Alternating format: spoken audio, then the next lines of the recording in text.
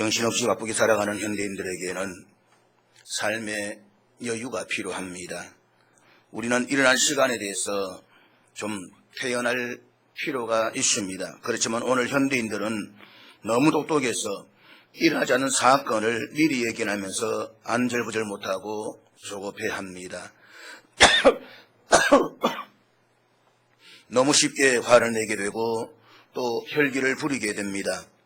마음 한구석에서는 자꾸만 한숨을 내쉬면서 근심을 달래기도 합니다. 그러나 여러분, 오늘 주 앞에서 예배를 드리는 가운데 하나님의 능력을 덧입고 내 삶의 여유를 찾을 수 있기를 바랍니다. 그래서 이런 사건 앞에서 믿음으로 건강하게 반응할 수 있게 되기를 축복합니다. 오늘 주님의 전에 그냥 왔다 가지 마시고 하나님의 은혜를 덧입고 일체의 속박으로부터 벗어나는 해방감을 누리시기를 축복합니다. 하나님을 아버지로 고백하면서 믿음 안에서 살아가는 사람들의 특징은 그 속에 강 같은 기쁨이 넘쳐나는 것입니다. 그로 인해서 온 가족에 큰 기쁨이 있습니다. 그들로 인해서 그 도성에 큰 기쁨이 있습니다. 오늘 성령의 능력을 힘입고 내 영혼에 물밀듯이 밀려오는 이 기쁨을 붙잡으시기를 축복합니다. 기억하십시오. 기쁨은 믿음의 능력을 믿는 사람들만이 누릴 수 있는 은혜인 것입니다. 그러므로 헛되고 헛된 사소한 일에 생명을 걸지 말고 그 영혼에 하나님의 빛을 받으십시오. 그래서 내 영혼에 하나님이 주시는 기쁨을 회복하시기를 축복합니다. 성경학자들은 빌립보서를 가리켜서 기쁨의 서신 혹은 희락의 복음이라고 말합니다. 이 짤막한 서신 가운데서 기쁨이라는 단어가 동사형이나 명사형으로 19번이나 등장하고 있습니다. 그러나 이 기쁨이라는 것은 바울에게 있어서 그의 주변 환경이 그가 원하는 대로 잘 진행될 수가 있었기 때문에 기뻐할 수 있던 것은 결코 아닙니다. 오늘날 겪어야 하는 삶의 곤욕스러움, 인생의 모든 역경과 고독, 인생의 온갖 고통을 경험하면서 그럼에도 불구하고 누릴 수 있었던 기쁨이었습니다. 오늘 함께 봉독한 본문의 말씀을 살펴보면 바울의 기쁨을 위협하고 있었던 세 가지의 위기를 볼 수가 있습니다. 첫 번째 위기는 환경의 위기였습니다. 둘째는 인간관계의 위기였습니다. 그리고 셋째는 죽음의 불안이 가져다주는 위기였습니다. 그러나 그럼에도 불구하고 바울은 참으로 기뻐하는 삶을 살았습니다. 우리는 바울의 기뻐하는 삶의 모습에서 오늘 그리스도의 삶 속에서 누리는 참된 기쁨의 본질이 무엇인가를 발견할 수가 있습니다. 이 시간 여러분이 기쁨을 잃어버릴 때 한번 생각해 보십시오. 내가 왜 기쁨을 잃어버렸는가? 내가 처음 그리스도의 사랑을 깨달았을 때, 이 신앙의 놀라움 앞에 부딪혔을 때에 가슴 속에 차고 넘치던 그 기쁨, 내 잔이 넘치나이다 라고 노래할 수 있던 그 놀랍고도 풍성한 기쁨이 만약 내 속에 상실되고 있다면 그 원인은 무엇일까요? 아마도 나를 둘러싸고 있는 환경이나 인간관계 혹은 죽음에 대한 불안 중 하나일 것입니다. 그러나 바울은 그럼에도 불구하고 이 환경과 인간관계와 죽음이라는 사건 앞에서 그의 마음속에 기쁨을 빼앗아가지 아니하고 참으로 풍성한 삶을 누릴 수가 있었는데 그 비결을 우리 오늘 본문의 말씀을 통해서 함께 찾아보고자 합니다. 첫째로 바울의 기쁨을 위협하고 있었던 것은 환경의 위기였습니다. 오늘 본문의 말씀은 이렇게 시작이 됩니다. 형제들아, 내가 당한 일이, 사도 바울에게 당한 일이 있습니다. 그것은 지금 그가 로마의 감옥에 죄수로서 갇히게 되었다는 그 환경입니다. 여러분, 내가 지금 감옥에 갇히게 된 바 되었기 때문에 이제 내 모든 복음의 전도 사역은 끝장났습니다. 내 삶은 도대체 미래를 바라볼 수가 없게 되었습니다. 나에게 있어서 모든 것은 다 끝장났습니다. 그러나 바울은 그렇게 말하지 않았습니다. 바울이 감옥에 갇히게 된 그 환경이 바울에게 있어서 복음을 포기하게 만들거나 그의 삶의 모든 꿈과 희망을 사라지게 한 것이 아닙니다. 바울은 오히려 빌립보 교인들에게 이렇게 말할 수가 있었습니다. 형제들아, 내가 당한 일이 도리어 복음 전파에 진전이 된 줄을 너희가 알기를 원하노라. 감옥에 갇히게 된 이 환경은 결코 기분 좋을 만한 그런 상황이 아닙니다.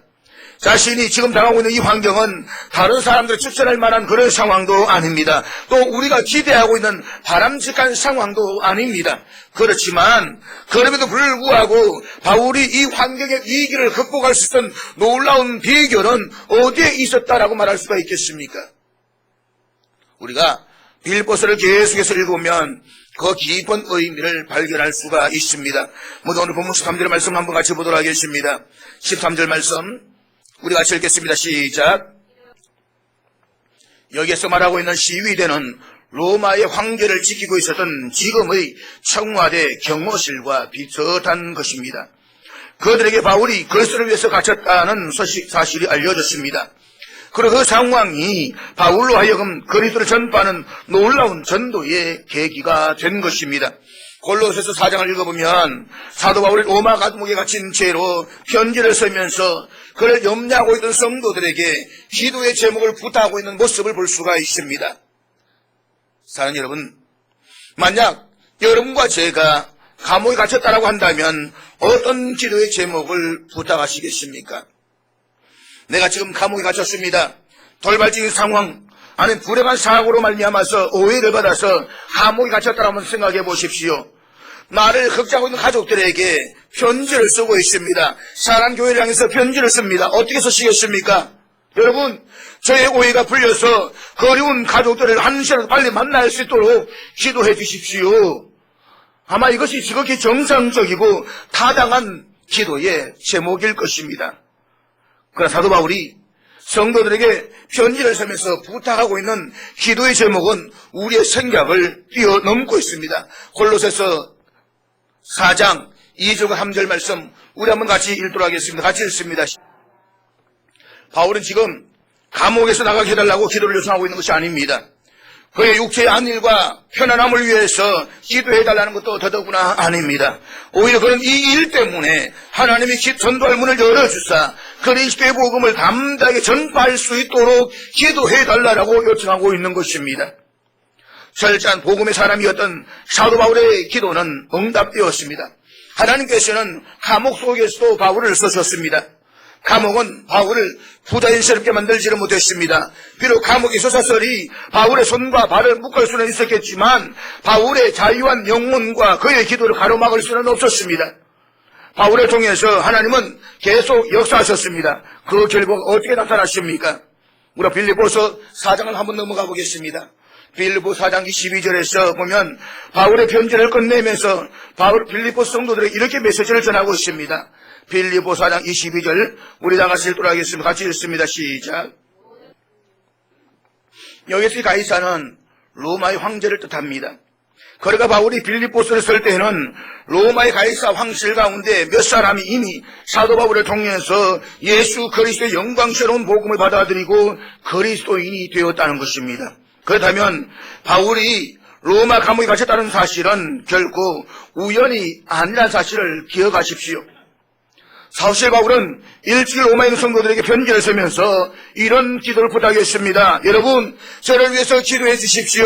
제가 로마에 가고 싶습니다. 여러분을 만나고 싶습니다. 저를 통해서 하나님이 여러분에게 신령한 은사를 나누어주신 것을 보고 싶습니다. 그래서 그리스도 예수의 복음이 전 세계를 향해서 선포되는 영광스러운 광경을 보기를 원합니다.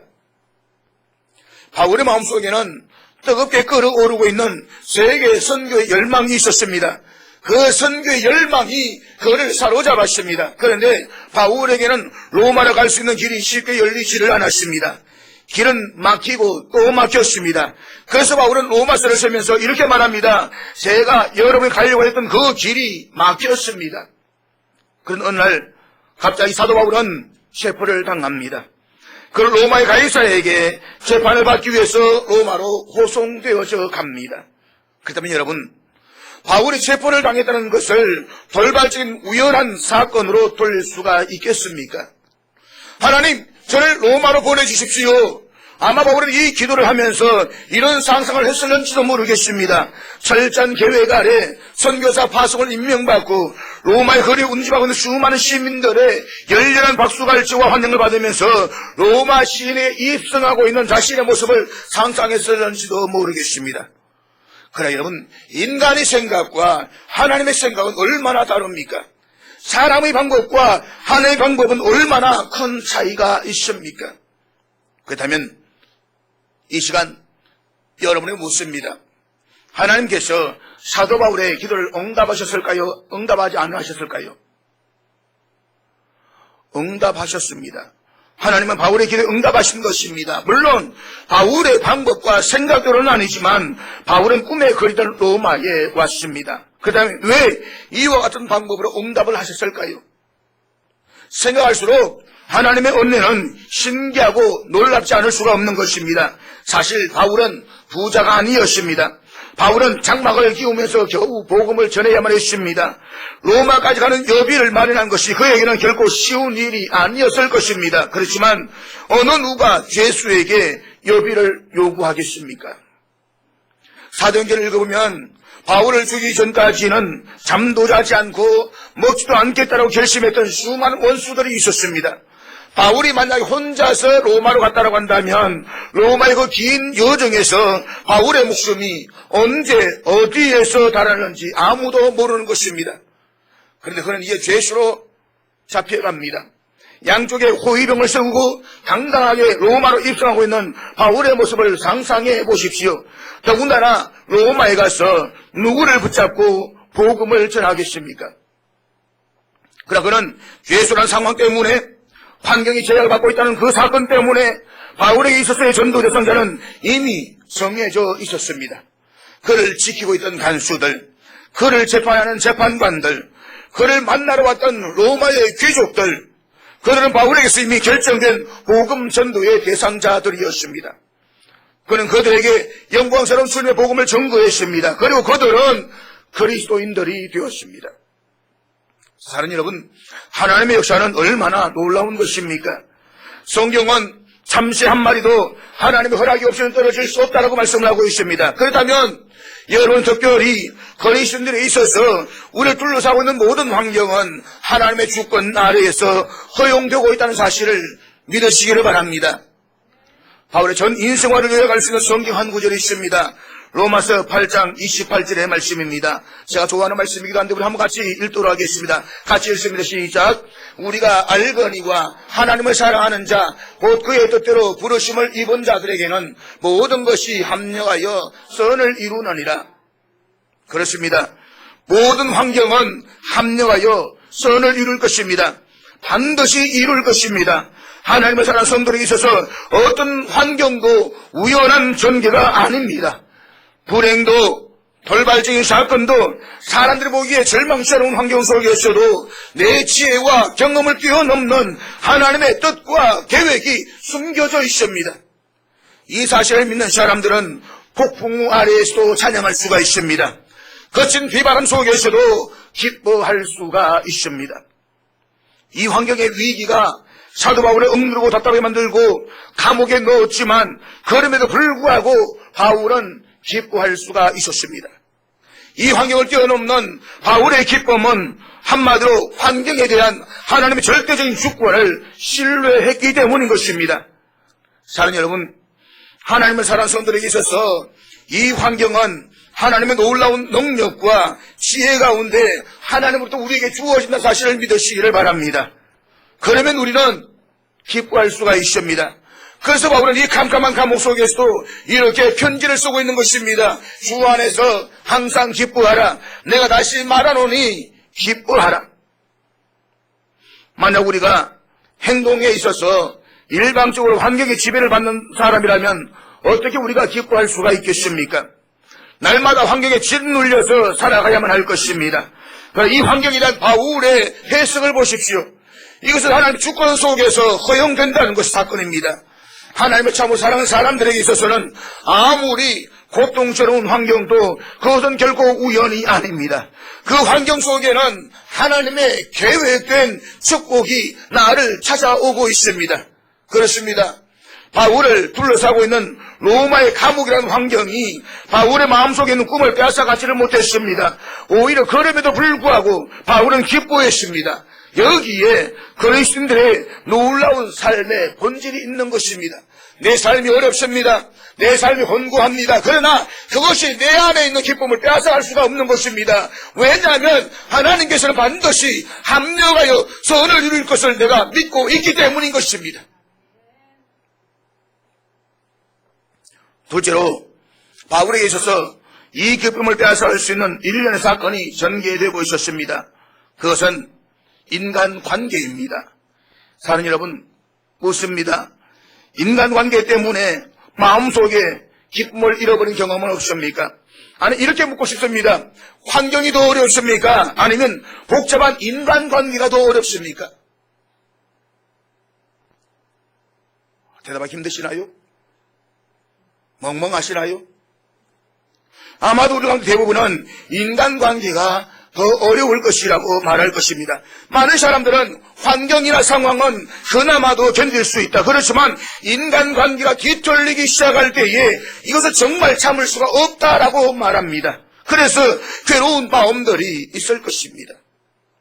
인간관계의 뒤틀림이 우리 마음속에 있는 기쁨을 빼앗아갈 수가 있습니다. 더군다나 나와 가장 가까운 사람이, 나를 당연히 이해해 주어야 할 사람이 나를 이해하지 못해서 고독하게 따돌림을 당할 때에, 그래서 우리 마음속에서 기쁨을 빼앗아간 경험이 있는 사람이라면 오늘 이 바울의 경험에 우리 동의할 수가 있을 것입니다. 더군다나 본문 15절 17절 말씀 우리 한번 같이 보도록 하겠습니다. 15절 17절 우리 다 같이 읽겠습니다. 시작. 18절에서 보면 그들은 하고 시작하지만 16절은 이들은 하고 시작합니다. 16절의 이들은 바울을 이해하는 사람들입니다. 그러나 17절에 그들이 문제입니다. 여기에서 그들은 아마도 유대주의적 설교가들이었을 것입니다. 그들은 사도 바울이 로마 감옥에 들어가자마자 잘 되었다라고 생각했던 사람들이었습니다.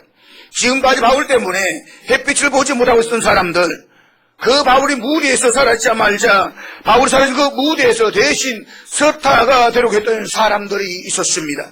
그들은 바울을 향해서 숭상모를 하기 시작했습니다. 그 소식이 옥중에 있는 바울에게 들려옵니다.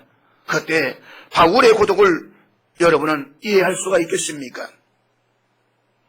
예수를 안 믿는 사람들이 나를 향해서 화살을 던지는 것은 얼마든지 좋다. 그러나 나와 함께 복음을 전하던 과거의 동지들이 나에게 그렇게 힘을 뺐다니, 아니 믿지 않는 불신자들 나를 향해서 돌을 던지는 것을 감당할 수가 있다. 그러나 같은 공동체에서 함께 신앙생활하는 사람들이 비난하고 돌을 던질 수가 있다니.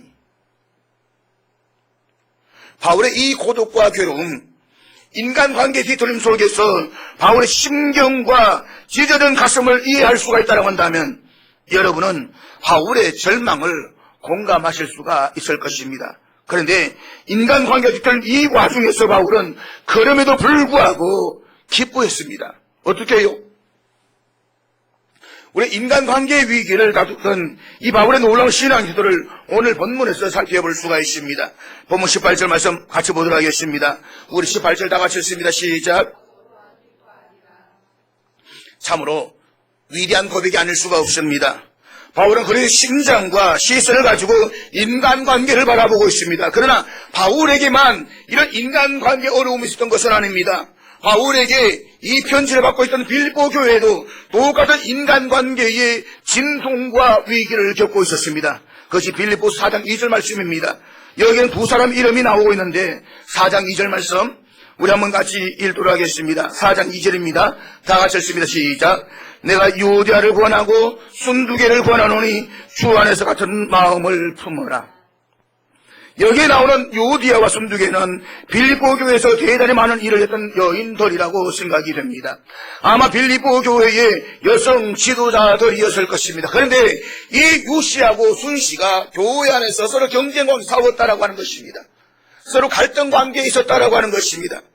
바울이 그들을 향해서 주 안에서 같은 마음을 품으라라고 했을 때에 여기 같은 마음이라는 의미를 우리 빌립보 전서를 통해서 한번 살펴볼 수가 있는 것입니다. 빌립보서 2장을 합동교와 한번 보겠습니다. 빌립보서 2장 1절과 2절 말씀 우리 한번 같이 읽겠습니다. 시작.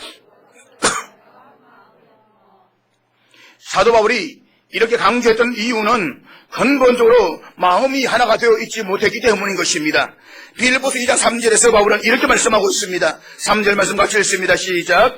아무 일이든지 다툼이나 허용으로 하지 말고 오직 겸손한 마음으로 각각 자기보다 남을 낮게 여기고, 그러면서 5절에 보면 너희 안에 이 마음을 품으라 곧 그리스도 예수의 마음이니라고 했습니다. 그렇다면 여기에서 같은 마음은 무슨 마음입니까? 바로 그리스도 예수의 마음입니다. 그렇다면 그리스도 예수의 마음은 도대체 무엇입니까? 바울은 계속해서 이 주님의 마음을 추적하고 있습니다. 빌립보서 2장 6절부터 7절 말씀까지 우리 한번 같이 보도록 하겠습니다. 2장 6절 7절 같이 읽습니다. 시작. 여러분, 예수님 한번 생각해 보시길 바랍니다. 그분은 근본에 있어서 하나님이십니다. 예수 그리스도, 그분은 바로 하나님이십니다. 그런데 그 예수님이 자기를 낮추시기까지, 종이 되기까지 낮추셨습니다. 그래서 제자들의 더러운 발을 씻기며 섬기시는 주님의 모습을 볼 수가 있는 것입니다. 심지어 예수님께서는 마가복음 10장 45절에서 이렇게 말씀하고 있습니다. 마가복음 10장 45절 우리 같이 읽도록 하겠습니다. 다 같이 읽습니다. 시작. 인자가 온 것은 섬김을 받으려 함이 아니라 도리어 섬기려 하고 자기 목숨을 많은 사람의 대속물로 주려 함이라. 예수님이 자신을 낮추셔서 종으로 나타나셨습니다. 그리고 다른 사람도 섬기셨습니다. 그렇다면 그분의 제자라고 고백하는 저와 여러분, 우리들이 자신을 낮추지 못할 이유가 어디에 있는 것입니까? 쉽게 말하면 지금 사도 바울은 이렇게 도전하고 있는 것입니다. 성도들이여, 당신들은 왜 인간관계 갈등을 경험하고 있는 것입니까? 당신들이 소위 그리스도인이면서 그런 갈등과 고민과 괴로움을 겪고 있는 이유가 도대체 무엇입니까? 그것은 바로 자신의 자존심 때문이 아닙니까? 당신들이 높으면 얼마나 높습니까? 알면 또 얼마나 압니까? 당신들이 경험을 했으면 얼마나 경험을 했습니까? 사랑하는 여러분, 교인과의 관계 속에서 수많은 갈등과 어려움이 우리의 마음과 마음을 가로막는 벽이 되어서 성도의 교제를 온전하게 그리지 못하게 하는 이유가 어디에 있습니까? 아마 많은 이유가 있을 것입니다. 그러나 우리의 마음속에서 없어져야 할 이 자존심, 하나님이 인간이 되어서 종으로 오시고 우리들의 발을 씻겨주셨는데 우리가 씻기고 섬기지 못할 이유가 어디에 있습니까? 종의 정신은 섬김의 정신인 것입니다. 그리고 모든 것을 다 주는 희생의 정신인 것입니다. 시간도 삶도 다 주고 가는 것입니다. 하나님이 세상을 이처럼 사랑하사 독생자를 주셨으니 하나님은 우리를 사랑하시되 독생자를 주시기까지 사랑하셨습니다. 만약 우리 그리스도인들이 우리의 삶 살아가면서 예수님의 발밑에 엎드려 이 종의 정신을 배울 수가 있다고 한다면 우리의 인간관계는 얼마나 달라질까요? 오늘 우리의 마음속에 이 놀라운 기쁨과 인생에 충만한 감격을 빼앗기는 이유는 인간관계를 다루지 못하는 우리의 잘못된 태도에 있습니다. 주님께서 우리들에게 종의 정신을 가르쳐 주셨던 그 정신을 외면하지 마십시오. 주님께서 우리를 가르쳐 주셨던 그 섬김의 정신을 잊지 마십시오. 주님께서는 나처럼 이렇게 섬기라, 종이 되라고 말씀을 하셨는데 오늘 교회 안에는 섬김을 받은 사람이 얼마나 많이 있는지 모릅니다. 여기 가서도 섬김을 받으려 하고 저기도 섬기려고 하고 손에 물은 절대로 물을 묻히려 하지 아니하고 도도한 척하는 사람들, 도도해봤자 얼마나 도도하겠습니까? 잘나봤자 얼마나 잘났겠습니까? 하나님 나라에 가면 오히려 거질 수밖에 없는 사람들. 세 번째로 바울에게서 기쁨을 빼앗아갈 수 있던 위기는 죽음의 위기였습니다. 그리스도에 있어서도 이 죽음을 생각할 때에 고독을 생각하지 않을 수가 없습니다. 바울에게는 이 죽음에 대한 불안이 있었습니다. 마찬가지입니다. 우리 믿는 사람에게는 아무리 천국이 오지만 그럼에도 불구하고 생명에 대한 두려움은 나름대로 있는 것입니다. 내가 다 천국에 가지만 죽어서 하나님께로 가지만 그럼에도 불구하고 이 땅의 생명도 소중한 것입니다. 바울은 로마에서 사형 선고를 받을 수도 있습니다. 바울이라고 왜 죽음을 생각해 보지 않았겠습니까? 여러분은 이 죽음에 대한 불안의 문제를 어떻게 생각하십니까? 오늘 본문으로 들어와서 1장 20절 말씀 다시 한번 같이 보도록 하겠습니다. 1장 20절 우리 같이 읽겠습니다. 시작.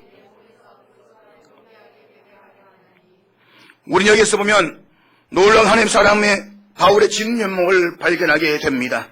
23절에 보면 내가 그 둘 사이에 끼어서니 차라리 세상을 떠나서 그리스도와 함께 있는 것이 훨씬 더 좋은 일이라 그렇게 하고 싶으나 라고 했습니다.